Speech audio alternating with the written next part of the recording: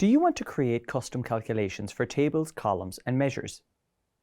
You can create custom calculations by using DAX.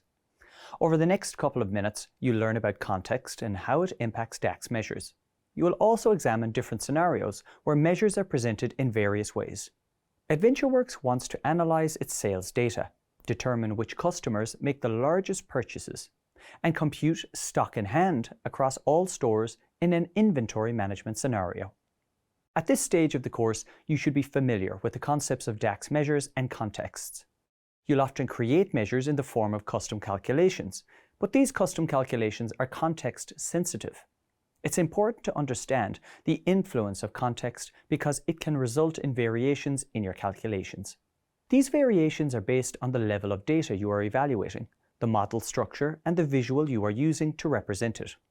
An understanding of context and variation helps deliver accurate data analysis and provides business intelligence to key stakeholders. Let's recap the basics of context.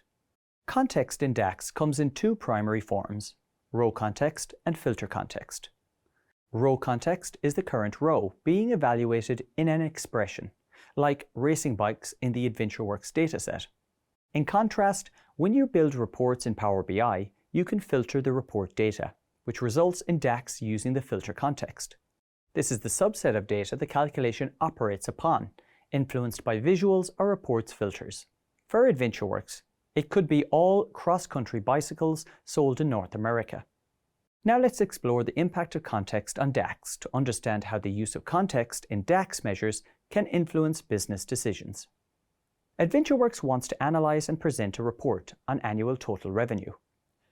The company can use the sum x DAX formula to compute the sum of all the quantity values multiplied by the unit price in the sales table. By applying this measure to the sales table, the formula computes the sum of all sales amounts. But this measure utilizes only the row context. AdventureWorks needs more insights to drive key decisions through data. For example, it must understand which products are selling the best to improve warehouse stock management and impact marketing decisions.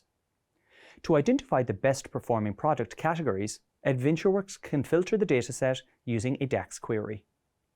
This query determines the total sales for products under the bikes category. It incorporates filter context created by the category column from the product table in addition to the row context. It incorporates filter context created by the category column from the product table in addition to the row context. AdventureWorks also needs to determine which customers make the largest purchases.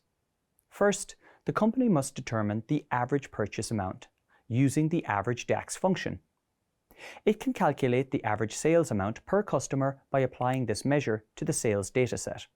To compute the measure for the customer with the highest purchases, you need to define a logic based on customer ID. Customer ID corresponds to the total sales amount of $2,000 and above as high purchase customers. And those who spend less than $2,000 are average purchase customers.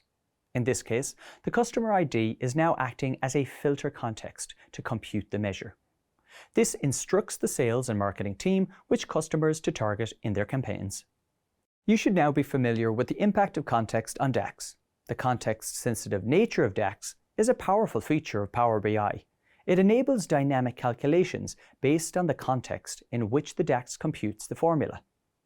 Understanding how context impacts DAX allows users to create more accurate, insightful, and dynamic reports that can be tailored to specific business scenarios.